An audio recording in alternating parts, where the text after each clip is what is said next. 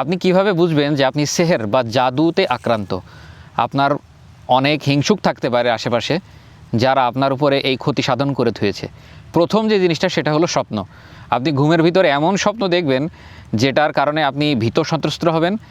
আপনার ভিতরে ভিতরে মনে হবে যে সামথিং রং, কিছু একটা ব্যতিক্রম ঘটছে আপনার সাথে।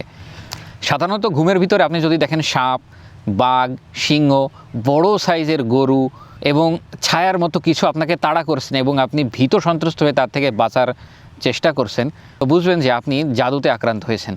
দ্বিতীয় যে বিষয় সেটা হলো অসুস্থতা। আপনার ভিতরে অসুস্থতা লেগেই থাকবে, শরীর সবসময় মনে হবে যেন গরম হয়ে আছে, মাথা ব্যথা করছে এবং আপনার কোনো কিছুই যেন ভালো লাগছে না, কোনো কাজ করতে ভালো লাগছে না, কোনো কর্মে ভালো লাগছে না।